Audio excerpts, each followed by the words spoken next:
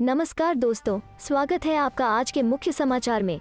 सबसे पहली बड़ी खबर में आपको बताएंगे, मोदी के पूर्व मंत्री बाबुल सुप्रियो ने थामा टीएमसी का दामन, बीजेपी से नाराज होकर राजनीति से संन्यास का किया था ऐलान।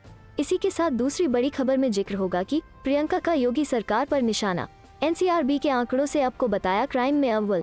तीसरी बड़ी खबर में आपको बताएंगे कि अखिलेश यादव ने फिर कोरोना वैक्सीन को बताया बीजेपी का टीका, ट्रंप और बाइडेन का किया जिक्र।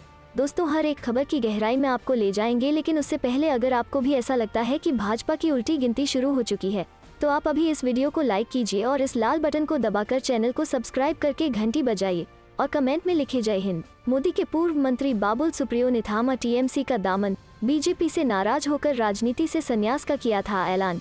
जी हाँ दोस्तों, मोदी सरकार के पूर्व मंत्री और बीजेपी के पश्चिम बंगाल से लोकसभा सांसद बाबुल सुप्रियो ने शनिवार को बीजेपी को बॉय कर दिया और तृणमूल कांग्रेस की सदस्यता ले ली।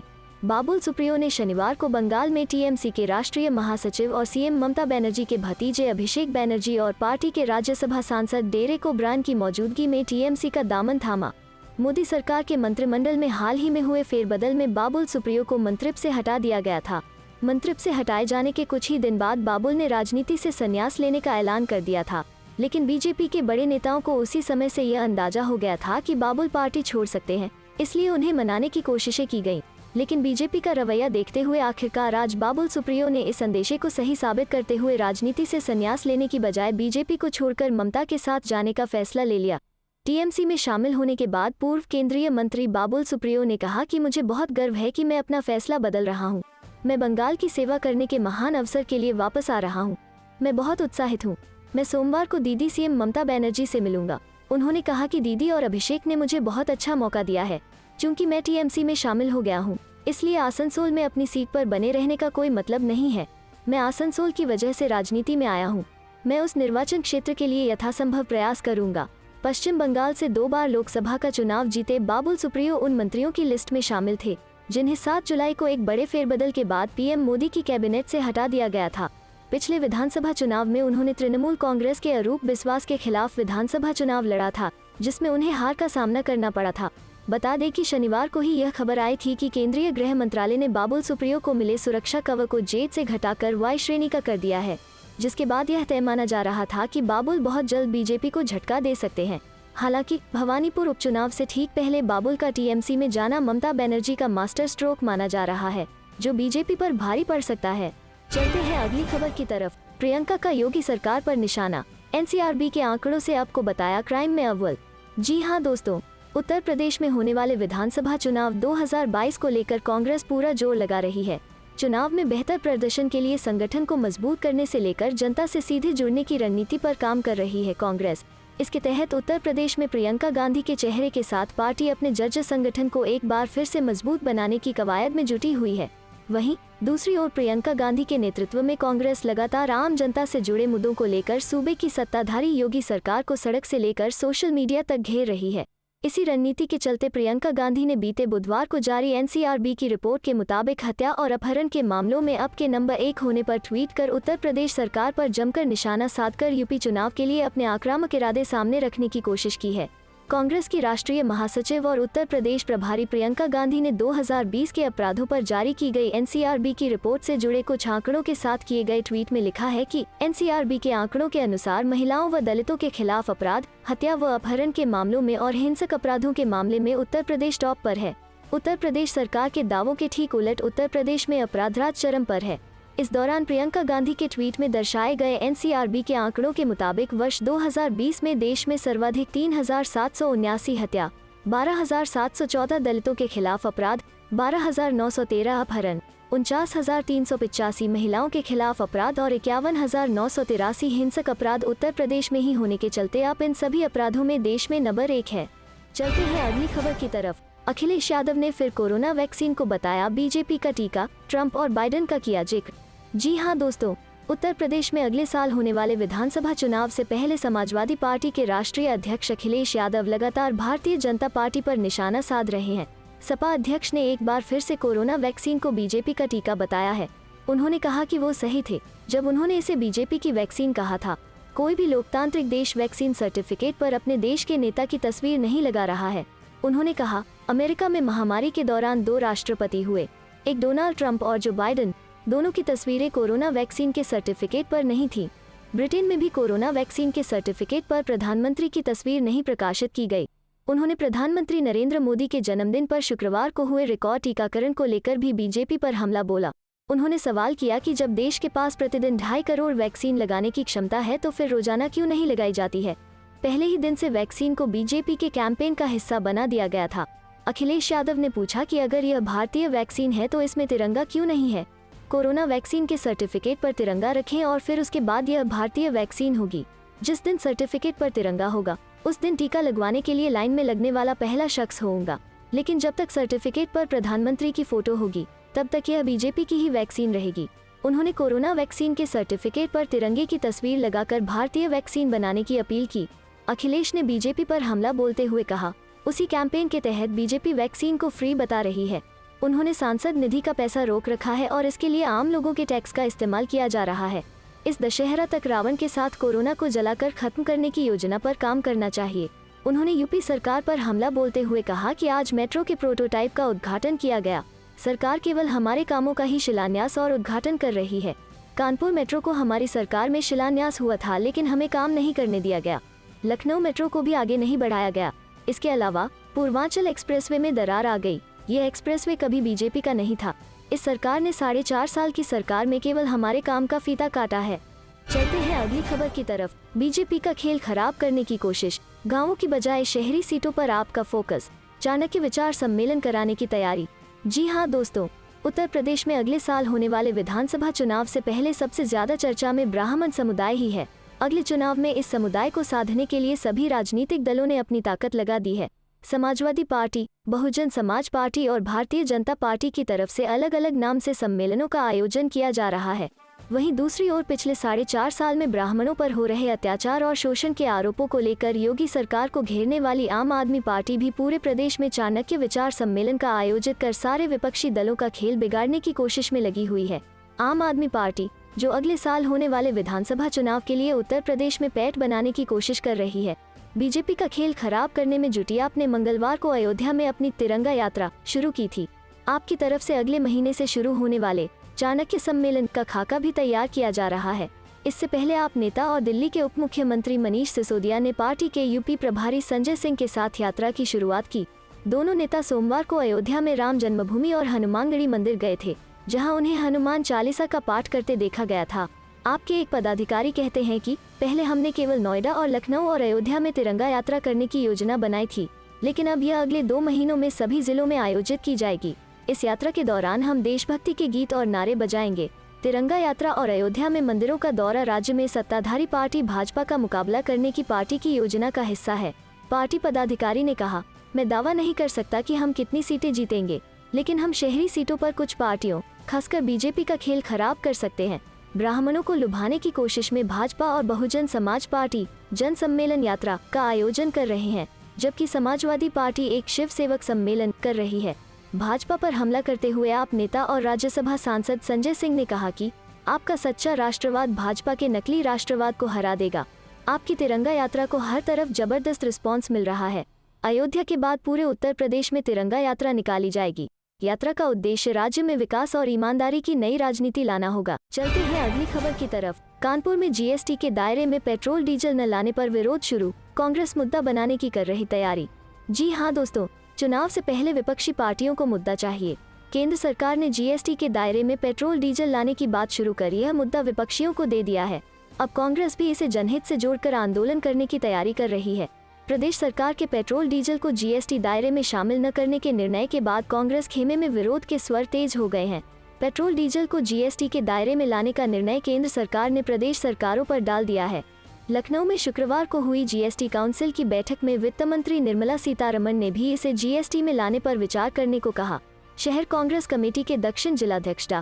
शैलेंद्र दीक्षित बताते हैं, प्रदेश सरकार ने इसे सिरे से खारिज कर दिया। यदि प्रदेश सरकार पेट्रोल डीजल को जीएसटी के दायरे में लाती है तो अनुमान के मुताबिक कीमत में 25 से 30 रुपए प्रति लीटर की कमी आएगी। इससे जहां महंगाई कम होगी, वहीं कोविड की मार से जूझ रहे आम आदमी को भी राहत मिलेगी। पेट्रोल डीजल अर्थव्यवस्था की रीढ़ माने जाते हैं, ऐसे में एक साथ 30 रुपए की कमी से काफी असर पड़ेगा। बता दें, कोविड संक्रमण से कमजोर अर्थव्यवस्था से जूझ रहे राज्य पेट्रोल डीजल को जीएसटी के दायरे में लाने पर सहमत नहीं है। प्रदेश सरकारों का मानना है कि पेट्रोल डीजल को जीएसटी के दायरे में लाने से अर्थव्यवस्था पर बड़ा बोझ पड़ेगा। बहरहाल कांग्रेस अब इसे मुद्दा बनाने की तैयारी कर रही है। उत्तर जिलाध्यक्ष नौशाद आलम मंसूरी कहते हैं कि आम जनमानस को राहत पहुंचाने वाले केंद्र सरकार के इस प्रस्ताव पर प्रदेश सरकार को तत्काल हामी भरनी चाहिए। ऐसा नहीं हुआ तो कांग्रेस सड़क पर उतरकर आंदोलन करेगी। उत्तर प्रदेश इलेक्शन 2022, पश्चिमी यूपी से होगा कांग्रेस का चुनावी शंखनाद। गुपचुप तरीके से चल रही बड़ी जनसभाओं की तैयारी। जी हां दोस्तों, इस बार 2022 के विधानसभा चुनाव पर राजनीतिक दलों का फोकस पश्चिमी उत्तर प्रदेश पर है। भाजपा ने तो कार्यक्रम के माध्यम से अपनी धमक बनाई हुई है, लेकिन अब कांग्रेस भी पश्चिमी यूपी से अपने चुनाव का शंखनाद करने की तैयारी में है। सूत्रों की माने तो इस बार पार्टी बड़े गुपचुप तरीके से जनसभाओं की तैयारियों में जुटी है। पार्टी सूत्रों की माने तो अक्टूबर में पार्टी की बड़ी जनसभाओं का दौर शुरू हो जाएगा। बता दें कि कुछ महीने पहले प्रियंका ने अपनी रैलियां की थी, लेकिन मेरठ इससे अछूता रह गया था। बताया जा रहा है कि इस बार मेरठ की क्रांतिधरा से ही कांग्रेस महासचिव और उत्तर प्रदेश प्रभारी प्रियंका गांधी वारा बड़ी चुनावी जनसभा कर अपने इरादों से विपक्ष को बड़ी राजनीतिक चुनौती देने की तैयारी में है। मेरठ में सितंबर के अंतिम सप्ताह में प्रियंका की बड़ी जनसभा हो सकती है। ऐसे संकेत पार्टी हाईकमान से मिले हैं, जिसके बाद जिला स्तर पर तैयारियों का दौर गुपचुप तरीके से शुरू हो गया है। कांग्रेस के राष्ट्रीय सचिव धीरज गुर्जर शनिवार को मेरठ में मेरठ, सहारनपुर और मुरादाबाद मंडल के जिलों के 12 जिलाध्यक्षों और महानगराध्यक्षों की से मुलाकात की। बताया जाता है कि इसी बैठक में मेरठ में विशाल जनसभा आयोजित करने की तैयारियों को अंतिम रूप दिया गया। हालांकि अभी जनसभा की कोई तारीख निश्चित नहीं की गई है, लेकिन यह माना जा रहा है कि अक्टूबर में यह जनसभा की जा सकती है। कांग्रेस जिला अध्यक्ष अवनीश काजला ने बताया कि चुनावी तैयारियां जोरों पर हैं। इसके लिए पार्टी का पूरा फोकस यूथ और किसानों पर है। गांव में चौपाल कार्यक्रम चलाए जा रहे हैं। उन्होंने कहा कि हमारा काम अपनी तैयारी से हाईकमान को अवगत कराना है। जनसभा कब करनी है, इसकी तिथियों का निर्धारण वहीं से होगा। आज होने वाली बड़ी बैठक आगामी चुनावी तैयारी का अहम हिस्सा है। चलते हैं अगली खबर की तरफ। 27 सितंबर को कैसे करना है भारत बंद, किसान संगठन ने जारी की गाइडलाइन। जी हां दोस्तों, 3 नए कृषि कानूनों को पारित हुए 1 साल पूरा हो गया है। किसान इन कानूनों के खिलाफ करीब 1 साल से प्रदर्शन कर रहा है। दिल्ली की सीमाओं पर देश भर के किसानों ने ढेरा डाल रखा है। वहीं अलग अलग राज्यों में भी किसान जगह जगह विरोध प्रदर्शन कर रहे हैं। इस बीच संयुक्त किसान मोर्चा ने 27 सितंबर को भारत बंद का ऐलान किया है। संयुक्त किसान मोर्चा के अलावा कई और किसान संगठन भी इस विरोध प्रदर्शन में शामिल हैं। समाचार एजेंसी पीटीआई के मुताबिक किसानों ने कहा कि यह प्रदर्शन शांतिपूर्ण होगा और किसान यह सुनिश्चित करेंगे कि लोगों को कोई असुविधा न हो। एसकेएम ने संघटक संगठनों से कहा है कि वे समाज के सभी वर्गों से किसानों के साथ हाथ मिलाने और बंद का पहले से प्रचार करने की अपील करें ताकि जनता की असुविधा कम हो सके। बंद शांतिपूर्ण और स्वैच्छिक होगा और आपातकालीन सेवाओं को छूट देगा। एसकेएम ने एक बयान में कहा कि केंद्र और राज्य सरकार के कार्यालयों, बाजारों, दुकानों, कारखानों, स्कूलों, कॉलेजों और अन्य शैक्षणिक संस्थानों को किसानों द्वारा भारत बंद के दौरान काम करने की अनुमति नहीं दी जाएगी। ये बंद सुबह 6 बजे शुरू होगा और शाम 4 बजे तक लागू रहेगा। सार्वजनिक और निजी परिवहन को सड़कों पर चलने की अनुमति नहीं होगी। बंद के दौरान किसी भी सार्वजनिक समारोह की अनुमति नहीं दी जाएगी और केवल एम्बुलेंस और दमकल सेवाओं सहित आपातकालीन सेवाएं ही काम कर सकती हैं। एसकेएम ने कहा कि बंद को लेकर आगे की योजना बनाने के लिए 20 सितंबर को मुंबई में राज्य स्तरीय तैयारी बैठक होगी।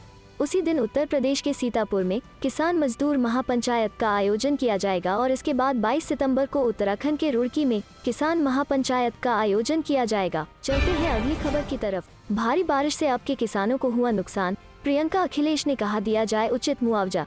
जी हां दोस्तों, मूसलाधार बारिश का कहर उत्तर प्रदेश में देखने को मिला है, तो वहीं 30 से अधिक लोगों की मौत बारिश की वजह से हो चुकी है। इस बीच यूपी के पूर्व सीएम व सपा अध्यक्ष अखिलेश यादव और कांग्रेस महासचिव प्रियंका गांधी ने प्रदेश की योगी सरकार से किसानों के नुकसान का आंकलन कर उनको उचित मुआवजा दिए जाने की मांग की है। कांग्रेस महासचिव व यूपी प्रभारी प्रियंका गांधी ने 17 सितंबर को इस संबंध में ट्वीट किया। प्रियंका गांधी ने लिखा, ऊपर में मूसलाधार बारिश के चलते कई जगहों पर किसानों की फसल को भारी नुकसान हुआ है। मंदी और महंगाई की मार झेल रहे किसानों पर एक और विपदा टूट पड़ी है। मैं ऊपर सरकार से निवेदन करती हूं कि किसानों के नुकसान का आंकलन कर उनको उचित मुआवजा दिया जाए। यूपी के पूर्व सीएम व सपा अध्यक्ष अखिलेश यादव ने कहा कि उत्तर प्रदेश में अतिवृष्टि से जनधन की व्यापक क्षति हुई है। हजारों एकड़ क्षेत्र जलमग्न हो गए हैं।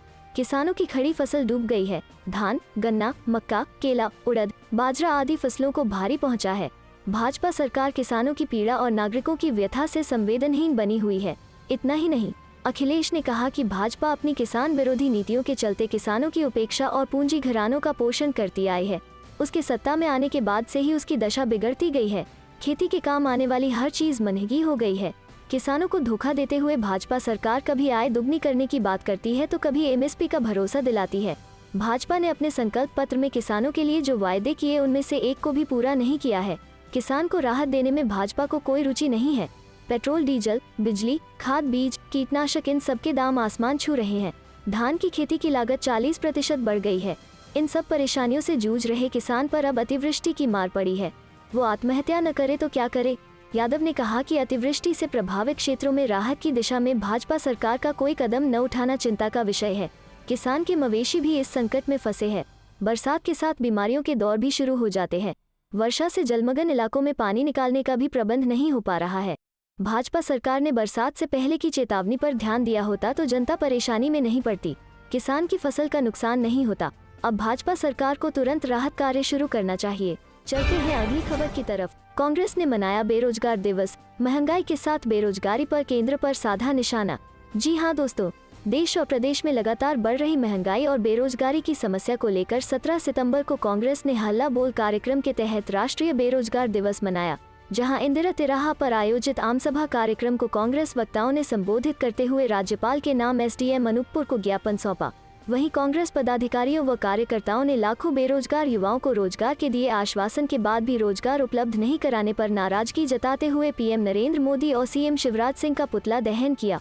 पुतला दहन के दौरान पुलिस और कार्यकर्ताओं के बीच छीना झपटी भी हुई, लेकिन कार्यकर्ता सफल हो गए। हल्ला बोल राष्ट्रीय बेरोजगार दिवस पर पुष्पराजगढ़ विधायक व जिला कांग्रेस कमेटी अध्यक्ष अनूपपुर फुंदेलाल सिंह माको, युवा कांग्रेस जिलाध्यक्ष गुड्डू चौहान, जेपी श्रीवास्तव, संतोष पांड्या, राघवेंद्र पटेल, विकास यादव, रफी अहमद सहित अन्य पदाधिकारियों ने भी संबोधित किया। वक्ताओं ने कोरोना महामारी के बाद भी देश में लगातार बढ़ रही महंगाई, पेट्रोलियम पदार्थों की आसमान छूती कीमत और कृषि कानून पर केंद्र और राज्य सरकार पर निशाना साधते हुए इसे देश की जनता के साथ छलावा और मध्यम वर्गीय परिवार पर अत्याचार की बात कही। साथ ही औद्योगिक घरानों पर सरकार की मेहरबानी और निवेश में बढ़ते कदम पर कुछ चिन्हित परिवारों को ही लाभ दिए जाने की बात कही।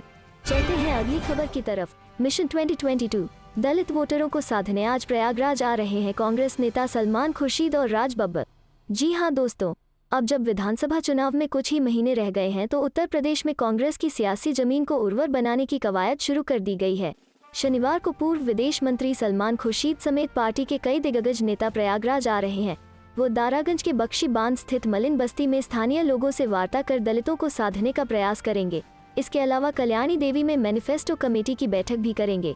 शहर कांग्रेस कमेटी के महानगर अध्यक्ष नफीस अनवर ने बताया कि आगामी विधानसभा चुनाव के मद्देनजर कांग्रेस चुनाव घोषणा पत्र के सदस्यों का दल पार्टी के अलावा आम लोगों से रायशुमारी करने के लिए आ रहा है। पार्टी नेता किशोर वार्ष्णेय ने बताया कि पूर्व विदेश मंत्री सलमान खुर्शीद, सांसद राज बब्बर, कांग्रेस कार्य समिति के सदस्य प्रमोद तिवारी, राष्ट्रीय प्रवक्ता सुप्रिया श्रीनेत, पीएल पुनिया के अलावा राष्ट्रीय सचिव रोहित चौधरी और बाजीराव खाड़े सुबह 11:30 बजे पूर्व बमरौली एयरपोर्ट पहुंचेंगे। यहां से सभी लोग सीधे दारागंज के बख्शी बांध स्थित मलिन बस्ती पहुंचेंगे और स्थानीय लोगों से वार्ता करेंगे। इसके बाद दोपहर 1 बजे से देर शाम तक कल्याणी देवी में अनुषंगिक संगठनों के सदस्यों से मुलाकात कर उनका सुझाव लेंगे। ममता बनर्जी के सिर पर 11 लाख का इनाम रखने वाले भाजपा नेता को गिरफ्तार करने पहुंची कोलकाता पुलिस, बड़ा विवाद। जी हां दोस्तों, पश्चिम बंगाल की मुख्यमंत्री ममता बनर्जी के सिर पर 11 लाख रुपए का इनाम रखने वाले युवा भाजपा नेता योगेश वार्ष्णेय को गिरफ्तार करने कोलकाता पुलिस अलीगढ़ पहुंची है। शहर के गांधीनगर इलाके में पुलिस ने भाजपा नेता योगेश का घर घेर लिया है। न्यायालय का वारंट लेकर पुलिस पहुंची है। गांधीनगर में योगेश के घर के बाहर सांसद सतीश गौतम, विधायक संजीव राजा, पूर्व महापौर शकुंतला भारती, महानगर अध्यक्ष विवेक सारस्वत समेत तमाम भाजपाई मौजूद हैं। वहीं इस मामले में स्थानीय पुलिस मौके पर पहुंच गई है। शुरुआती सूचना पर पहुंचे युवा भाजपाइयों ने कोलकाता पुलिसकर्मी से जमकर धक्का मुक्की की, साथ में लाई गई फाइल और उनकी आईडी तक छीन ली। इलाका पुलिस ने किसी तरह विवाद को शांत कराया और दोनों को अपने साथ थाना गांधी पार्क ले आए। योगेश की मां ने कोलकाता पुलिस के 2 नामजद कर्मचारियों के खिलाफ तहरीर दी है। घर में घुसकर अभद्रता करने, मदद को आई पार्षद अलका गुप्ता से मारपीट, खींचतान, कपड़े खींचने का आरोप लगाया है। भाजपा इस तहरीर पर मुकदमा दर्ज कर दोनों की गिरफ्तारी की जिद पर अड़े हैं। बता दें कि पश्चिम बंगाल के वीरभूमि जिले में अगस्त 2017 में हनुमान भक्तों पर लाठीचार्ज से भड़के भारतीय जनता युवा मोर्चा के पूर्व मंडल अध्यक्ष योगेश वार्ष्णेय ने मुख्यमंत्री ममता बनर्जी के सिर कलम करने वाले को 11 लाख के इनाम का ऐलान किया था। 2017 में दिए गए योगेश के बयान पर उस समय सियासी तूफान आया था। कोलकाता में पुलिस ने मुकदमा दर्ज किया था। यह मुद्दा संसद में भी उठा था। उस समय भी गिरफ्तारी के लिए पुलिस आई थी, मगर बैरंग लौटी थी।